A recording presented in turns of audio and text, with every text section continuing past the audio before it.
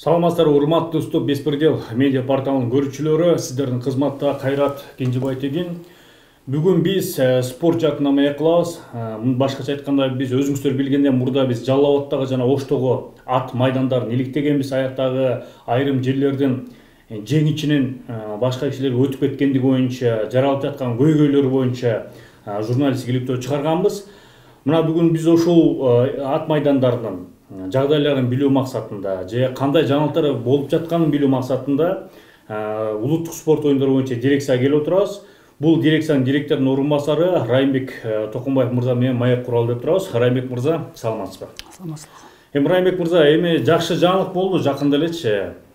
Сиздер бул Баткен облусунда жаңы ат майданын ачтыңар да, ипподром ачтыңар десек болот. Бир жакшы бир саамалык болду да. Ушул тууралуу кептен баштасак да, бул эмне болгон ат майдан, кандай ат майдан, кантип салынып калды? Саламатчылык. Биздин бул улуттук борбор дирекция бизде спорт оюндарын өткөзүү жана өнүктүрүү жолундабыз. Баткен облусунда ошо 1 жыл мурун инвестор таап, инвестор менен бир келишимге келдик. Анан ошо Баткен областында Кадамжай районунда Халмион айыл өкмөтүндө ушундай жер чыкты. Айыл өкмөт менен биргеликте иштеп жер алып арендага 5 гектар инвестор менен чогуу анан иш баштадык. Анан 1 жылдан бери документтерин бүтүрдүк. Жерди трансформация кылдык. Акыры ошол жерге ошо быйылкы 9-майды ошол жака өткөзөлү деп республикалык деңгээлде оюн өткөздүк. Бул салынып баштады же жер эле бөлүнүп берилди? Жер бөлүнүп, документтерин баарын бүтүрүп, быйыл капсула салдык. Жана ошол эле негизде оюндардын баарын ошол жака өткөздүк. Баткен областына жаштарды спортко тартуу иш-чара болду. Негизи основном жакшы 30тан ашык команда барды Баткенге. Оюн аябай жакшы болду. Ошол стадион салынат, ат майдан салынат. Ошол кандай болот, өлчөмү кандай, канча кишилик болот? Качан бүтүп калат бул курулуштары? Биздин келишим боюнча негизи 3 жылдан 5 жылга чейин деп түзүлдү. 2000 орундук. Ал жерде Көкбөрү, Кыргыздын улуттук спорт оюндары баары өткөдөй кылып проект түзүлдү. Буйруса эми быйылкы планды аткарып койдук десек болот. Себеби документтер бүтүп, анан ошо полялар даярдаш керек болчу, капсула салыш керек болчу. Быйылкы планды буйруса аткарып келдик. Эми дагы кийинки 2 жыл 3 жылдын ичинде ал ипподром аягына чыгып, Кудай буйруса ишке ашат.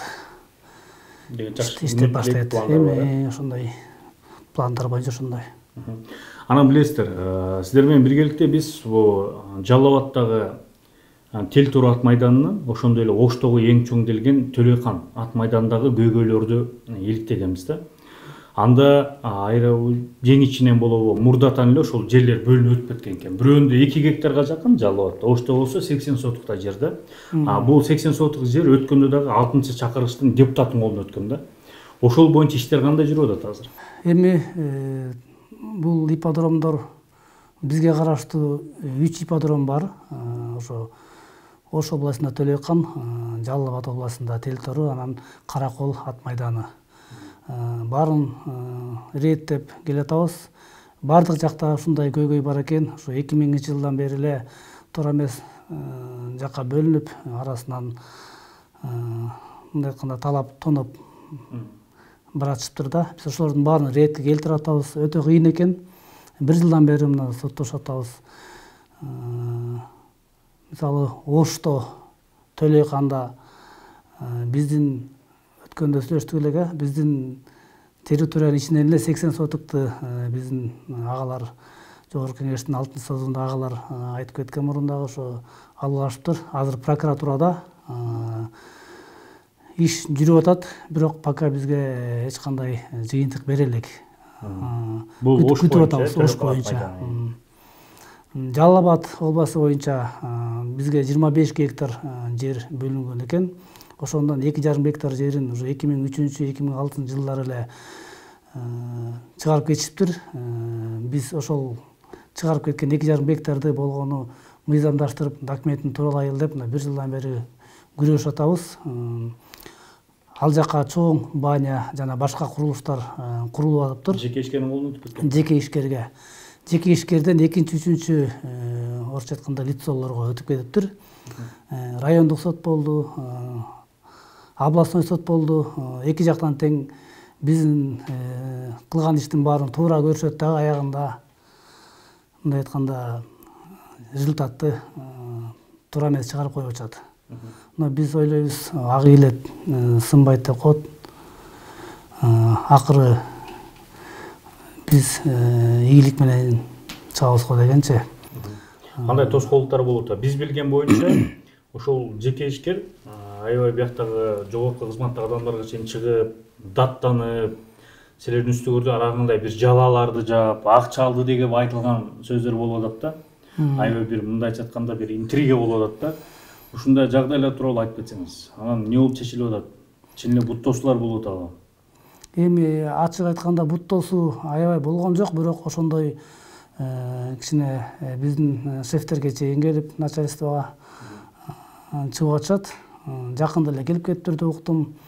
Бирок кара сөз менен да бизге мыйзамдуулук керек. Мына биздин ажообуз жана биздин үй жакта өкмөттө ушундай коррупцияны бир эле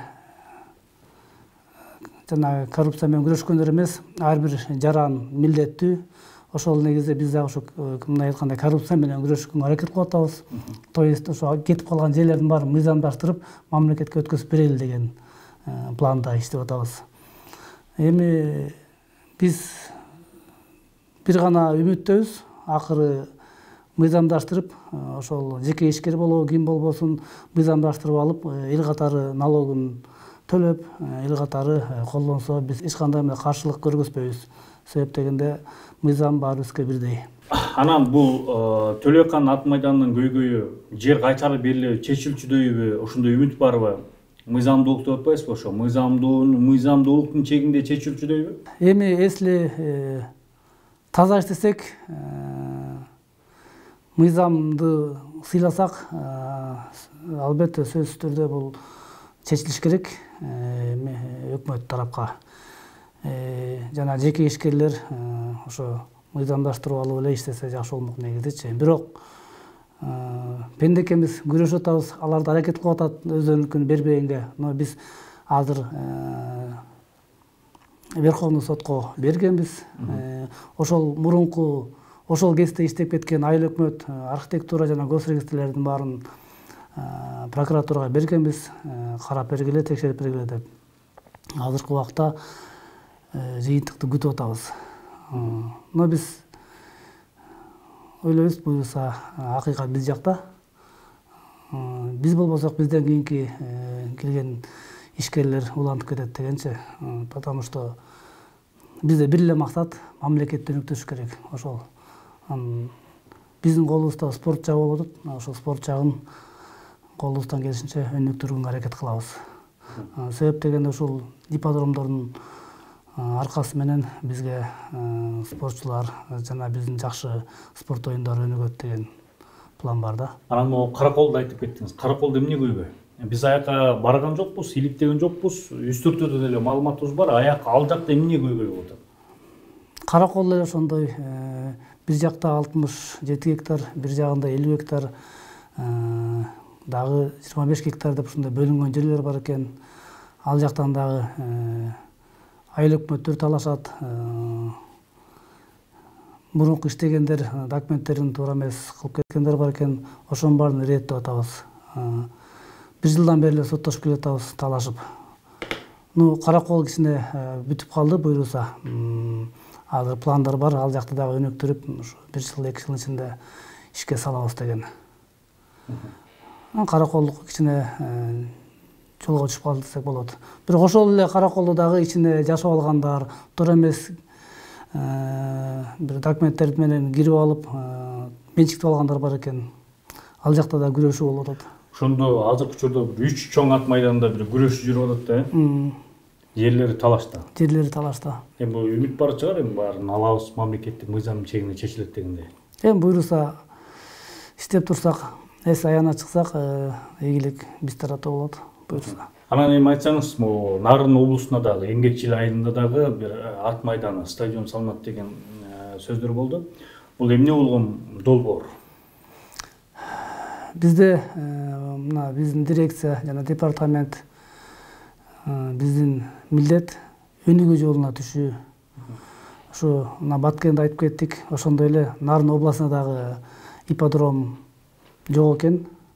Ошол жакка дагы ипподром куруп, оюндар өткөзүп, ошо түптөп койсокпу деген бизде план бар. Ал жакта азыркы учурда документтерин бүтүрүп атабыз. Ошо Нарын областынын ыйгарым укуктун өкүлдөрү менен ошол жакта аким, айыл өкмөттөрү менен иштешип атабыз чогуу биргеликте. Буйруса быйылкы күзгү оюндарын ошол жакка өткөзүп, Нарын областына да кичине бир салым кошсокпу деген план бар. Бул кандай болгон инвестор чыгып атабы же кандай болсо канча жылда бүтүп калат бул? Нарын областындыкында эле ушундай 2-3 жылдык мөөнөттө 2000 орундук деп пландап атабыз. Ал жакта инвестор жок. Биз дирекция, улуттук спорт дирекциясы менен жана Нарын областындагы ошол эмгекчил деген айыл өкмөтүнө караштуу жер экен. Ошол айыл өкмөттөр менен биргеликте бизден отургучтар жана керектүү темир каражаттарын беребиз. Алар болсо жерин бүтүрүп, анан салып аягына чыгып беришет деп азыр ошо план түзүп атабыз. Анан мен спорт жаатын карап атпайсыздарбы? Алдыда бир кандай иш-чаралар бар? Кандай пландар бар? Анан кандай иш-чаралар бар?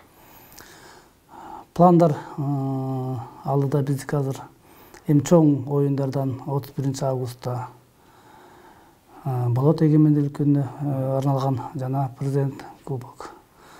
Андан кийинки сентябрдын аягында ошо көчмөндөр оюну деп пландап атабыз. Туркияда болот. Буюрса ушул 2 иш-чара болот быйылкы план боюнча. Кандай даярдыктар болуп атат? Бияктан даярдыктар башталды ошолорго. Өзгөчө могу көчмөндөр оюну Түркияда өтүп турган. Көчмөндөр оюнуна азыр пока бизде даярдык баштала элек, но чогулуштар болуп атат. Буюрса бизге үй жактан кат түшсө, кагаз түшсө иштеп баштайбыз. Үй жакта биздин министрлер, зам министрлер чоңдор сүйлөшүүлөрдү жүргүзүп атышат. Бул боюнча. Анда биз, урматтуу Райымбек мырза, биз бардык суроолорго жооп алдык. Сиздерге ийгилик каалайбыз. Эми жакын арада да бул жана чоң ат майдандардын көйгөйлөрү чечилип, мамлекетке өтүп, анан жанакы ишке киргизебиз деп пландап, капсулалар салынган Баткендеги Нарындагы дагы ат майдандар ишке кирип, ошо жергиликтүү элди кубандырат деген ойдобуз.